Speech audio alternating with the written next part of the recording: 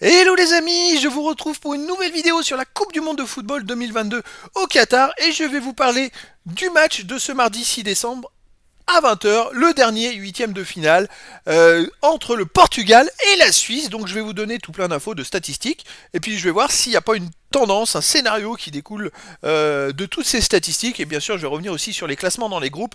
Je vais vous donner plein d'infos. Voilà, les amis, n'hésitez pas à mettre en commentaire de cette vidéo le score que vous pensez, qui vous voyez se qualifier. Voilà, ça peut être sympa de discuter, de voir les infos de chacun. N'hésitez pas à mettre un pouce aussi à cette vidéo.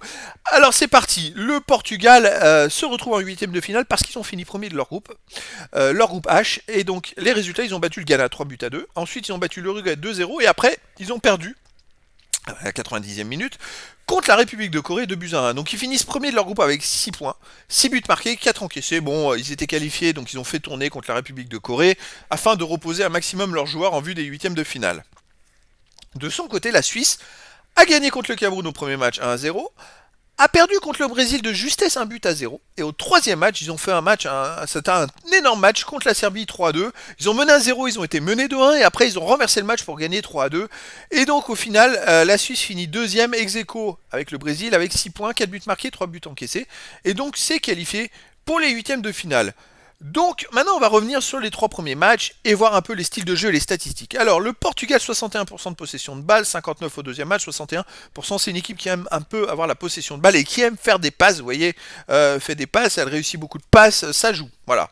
Premier match 11 tirs 5 cadrés, deuxième 15 tirs 3 cadrés, troisième 13 tirs 6 cadrés. Alors là par contre il y a un bémol, c'est-à-dire qu'ils aiment avoir la possession de balle mais vous apercevez que malgré ce différentiel où ils devraient quand même avoir plus d'occasions que leurs adversaires, les adversaires font pareil qu'eux. C'est-à-dire que leur adversaire au premier match, ils l'ont battu 3-2, mais ils ont fait là en face 9 tirs, 3 cadrés. D'ailleurs, le Ghana, 3 tirs cadrés, ils ont mis combien de buts? Ils en ont mis 2. Je sais qu'ils en ont fait 3 aussi cadrés contre la République de Corée. C'est-à-dire qu'en 6 tirs cadrés, ils ont mis 5 buts. Alors je pense que c'est l'équipe qui marquait le plus de buts au nombre de tirs cadrés. Hein. Et dans le troisième match, ils font autant de tirs cadrés et de tirs que la République de Corée, alors que pourtant ils ont eu 61% de possession de balle. Donc c'est attention. C'est-à-dire que avoir la possession de balle, oui, c'est bien, mais il faut en faire quelque chose. Les duels gagnés, c'est légèrement mieux pour eux, sauf contre la République de Corée. Les hors-jeux, la République de Corée a bien joué le jeu, sinon ils en ont un petit peu aussi contre l'Uruguay, mais voilà, pas plus que ça. Les corners, c'est assez équilibré. Interception aussi, il n'y a rien à signaler. Les centres, bon, légèrement mieux, on va dire, que leurs adversaires. Mais voilà, c'est pas une équipe qui ultra domine dans les statistiques. C'est une équipe qui fait un peu jeu équivalent, mais qui arrive à faire des performances et à gagner les matchs. Sauf le dernier contre la République de Corée. La Suisse. Suisse-Cameroun, 50% de possession de balle, 46 contre le Brésil. Pas mal, hein, les Suisses. 46% contre le Brésil. Et ensuite, 46% contre la Serbie, autant contre la Serbie, qui ont deux styles de jeu différents, le Brésil et la Serbie.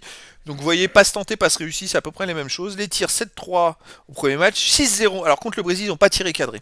Là par contre c'est un problème, c'est-à-dire que la Suisse n'a pas réussi à tirer cadré dans le dernier match contre la Serbie, 14 tirs 7 cadrés, voilà c'est mieux que les Serbes dans les statistiques, à part contre le Brésil, ils ont eu un peu de mal. Et après les duels gagnés, c'est à peu près la même chose, ils ont gagné moins contre le Brésil, vous voyez, ils en gagnent légèrement moins que leurs adversaires, les corners 11-5 contre le Cameroun, après 3-8 contre le Brésil, ils ont été dominés, les interceptions ils en font pas beaucoup. Ils sont dominés dans le premier match par le Cameroun, dans le deuxième par le Brésil, mais légèrement, il n'y a pas beaucoup d'interceptions. Et légèrement plus, mais après c'est un match en jeu contre la Serbie.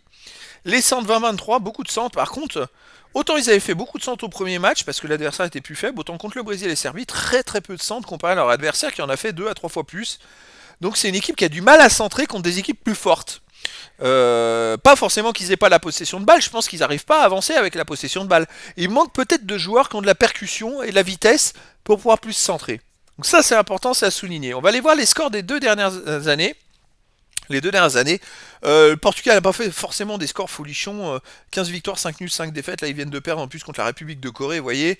La Suisse de son côté, 13 victoires, 7 nuls, 6 défaites, ils n'ont pas des scores géniaux, hein, les deux, hein, franchement. Alors est-ce qu'ils se seront affrontés? Suisse-Portugal se sont affrontés le 12 juin, et la Suisse a gagné 1-0 contre le Portugal. Alors attention, attention, ça c'est intéressant.